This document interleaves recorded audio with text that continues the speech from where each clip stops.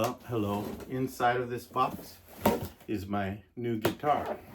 And what people mean when they say new guitar can mean different things. This happens to be an old Silvertone from the 60s, and it needs some work. And I plan to restore it. This is the guitar. It came out good. It has that unique tone I was talking about.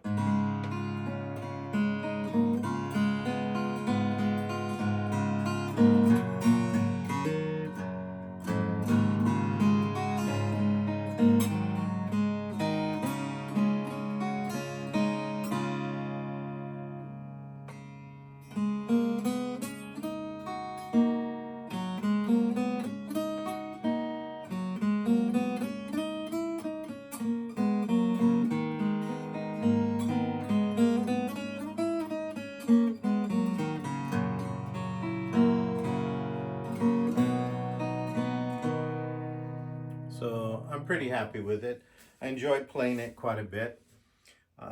Things I discovered in the process, I did take all the stain off of it and decided I liked the look of it and finished it without the stain, as I did with the sides, because when I was routing and everything and working on it, the discovery I made is that the back, the sides, and the top of this are all birch. And there's no ply in this, and I thought that was pretty impressive, and I was happy with it. I also noticed that this, like the top and the back, they're not book matched pieces, they're one piece. So this being 15 and change in inches wide, a little under 16, that's one piece out of a birch tree, as is the back. And I thought, that's really impressive. So I was pleased with that. The neck appears to be poplar, which is a hardwood, but it's a little softer than a lot of hardwoods I'm used to working with.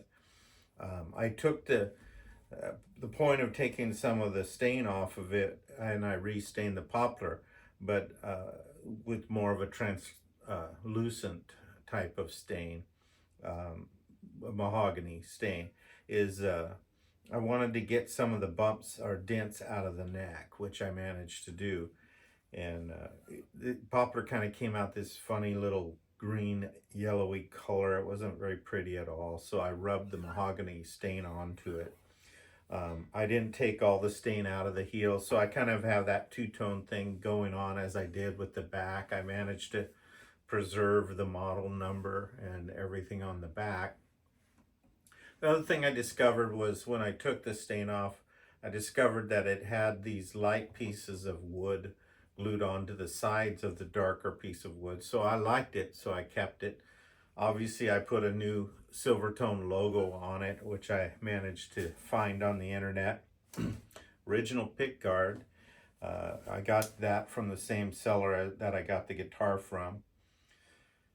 Let's see, the bridge wasn't in bad shape. It was ugly and gnarly like everything, but I got it cleaned up, and I worked it over with some ebony stain and got it clean and nice looking. And what I did here for the saddle, had a piece of plastic in there for the saddle. And two things, I don't really like plastic saddles all that much, and the other, it would have been too high, and I didn't want my string height that high. I have a really good action on this guitar. It's probably hard to see, but it's an exceptionally good action. Very easy to play this instrument. So what I did for a saddle, I used to use copper wires and different things like that. I got to thinking that brass would work and do a nice job. So the thought occurred to me, why not use some fret wire? Well, if I just put the fret wire in there by itself, it would go into the groove too far and not function as a saddle. So I put a piece of guitar string under it. So all my disclosure, right, a phosphorus 80-20 brass guitar string that I had, I wasn't going to use, and Then I laid the brass fret wire over top of it for a saddle, which I'm really happy with that outcome. It's clean looking. It's real low action, and you got the same material in the saddle that you have in your frets, so it's more of a consistent tone. That brings me to the nut.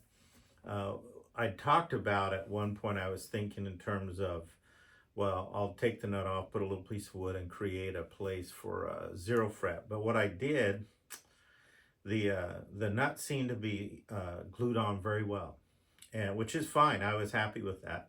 So I took my slot saw and I cut back into the nut a little bit, and then I got in the seam between the nut and the fretboard, and I grew a slot. I sawed a slot in there, and I laid a piece of fretwork in there. Now they sell nuts that do that sort of thing, but you know, why buy it if I'm able to make it? And it worked great. So the frets, this nut is actually a guide for the strings. The frets come over a zero fret. I'm very fond of zero frets. It gets your action set where you want it in the first place. So I did that. The white markings on the neck were painted on, and I had to clean up the fretboard. And so I just decided to sand it and re-ebonize it. And it wasn't maple. I thought it was maple, but actually when I got into the wood, it seemed more like some kind of a rosewood. I don't know. I could have left it, I guess. But I put ebony stain on it. And then these pearl-looking things aren't inlay, I confess. They're stickers, but they're inlay stickers, and they look great. It's hard to tell them apart from the real deal. And then, of course, I just clear coated over them so that they'd keep that nice look, and it seems to be working fine. The tuners, I didn't have tuners. These are kind of a vintage tuner I found on Amazon. I like the looks of them, and they seem to work. They work very well. They're smooth, and I'm real happy with them. And additionally, they were quite cheap. I think they were like 12 bucks for the pair. And so that was all done. I polished up the pick guard a little bit. I might note on the pick guard, you see the screws. That's how it was done. That's its original deal. It had 3 screws holding it to the top of the guitar with holes. All I did was change out the screws and put new ones in there because the other ones were rusty. But what I did is I took 3M pickguard backing, which is like a double stick tape, but it's wide enough to get on your pickguard and cut it out. So I did that, and the purpose of that is it's stuck to the guitar and screwed, and everything's exactly where it was supposed to be. Because some on some of these old guitars, the screwed on pick guards started rattling, and didn't really care for that. I never gave this one a chance to rattle. I have no idea if it rattles. I'm trying to think if there's anything else. Well, you kind of look at it and see it. I kept the same strap button on the base that it came with. I just cleaned it up a little bit. It's just stuck in there. It's tapered shaft that just sticks in the wood. I'm happy enough with that. The other end of the strap I just tie around the headstock with a shoestring. That's how you would have done it. Didn't feel like putting a strap button or changing the dynamics of the instrument. I kind of wanted to keep it close to what it was. Like I said, what I really altered is the zero fret in the saddle for the most part. And I like the sound.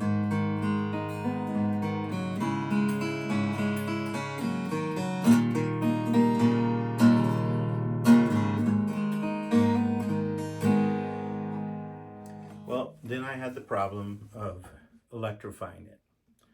And so I'm reading this right now. This is called an X double sound hole pickup. And I chose that. It had good reviews, first of all, very good reviews. But it's a blended system between a coil pickup and an onboard microphone, which the microphone's a little circle down in the bottom of the unit you can't really see. And it's got a mixer on this side is a blending knob that blends the microphone in with the coil sound. The other side is the volume of the whole unit. There's a little antenna hanging off the back of it down inside because this is a wireless unit, and I liked that. And so and it's got bass and treble tuning, and you can tune the mic a little. It's got a phaser, and it's got, you know, power on and off and stuff like that. So it's kind of a nice package. And so if we look at my little Spark Mini here, and I've got this on a pretty clean setting without effects, just so we could hear it work. And I'll just turn the volume up now right here.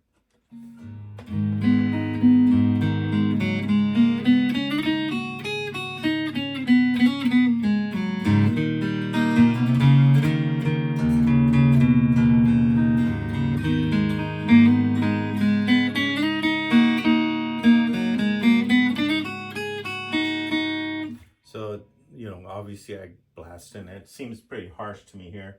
If I go to one with effects, it's even louder, I think. But it gives me the depth I like.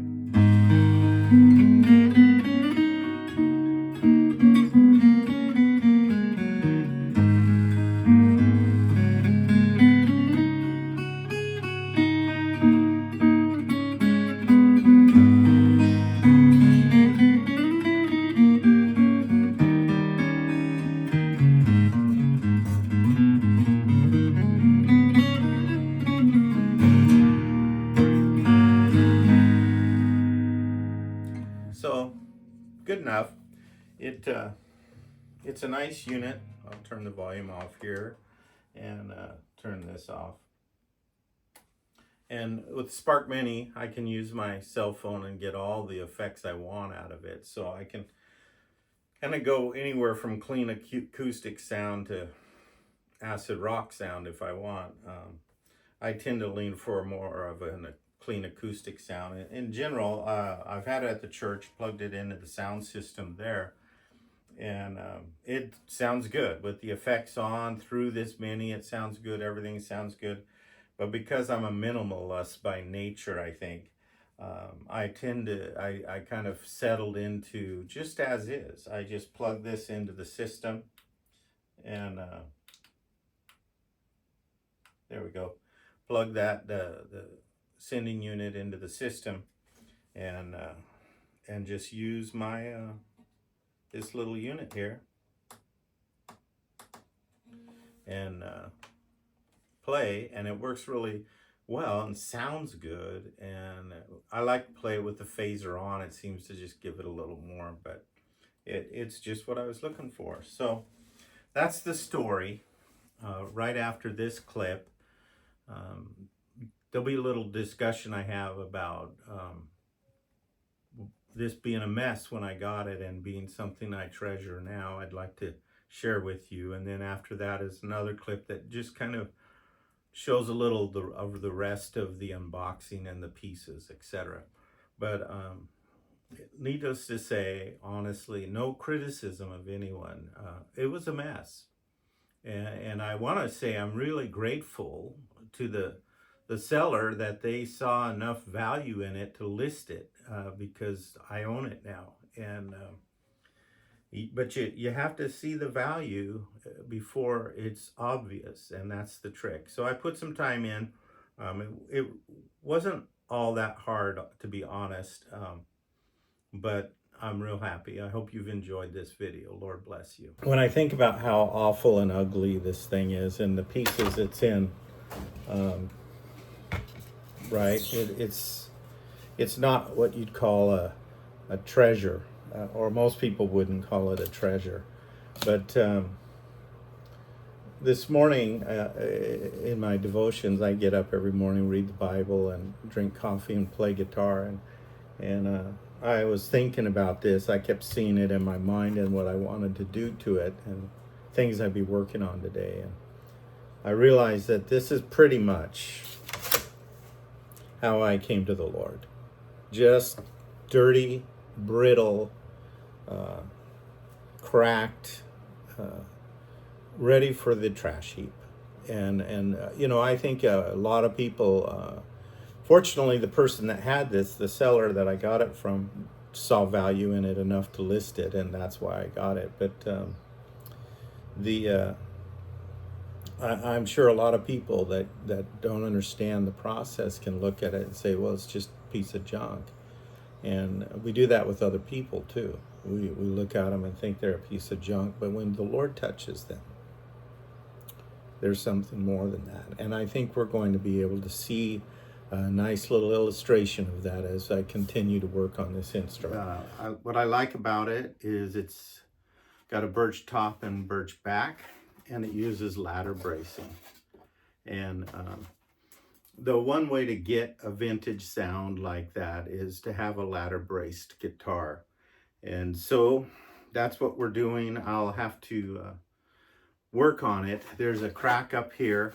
You can't see it because it's under the fretboard. I'll have to repair that. And then of course there's a good crack here. I'll have to repair that. I'll probably heat the bridge and pop it off. And in the process of redoing it, I'll glue the bridge back on later. I'll make sure it's in good order and all of that. And any joint that looks like it could come loose, I'll heat it, use a putty knife and separate those joints, which may mean I pop the fretboard up and pull this whole thing out. We'll just see if I can do it another way. But if I don't want to depend on the old glue. And so I'll probably take all these braces out also and re-glue them.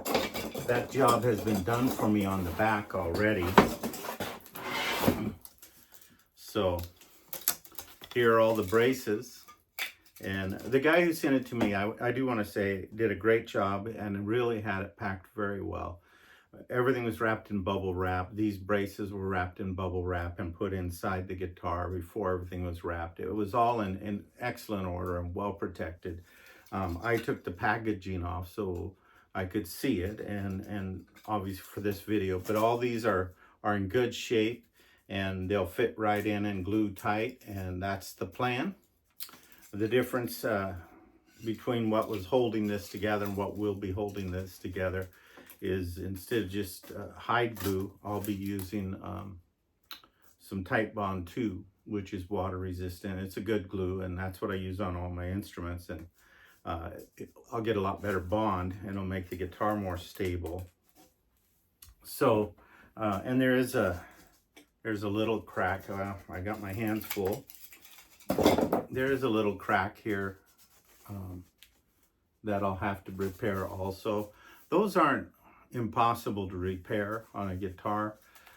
You just take some glue and you get dental floss and you work it down in the crack till there's plenty of glue, and then you just lightly clamp it and that can become solid again. So all of that is on the horizon.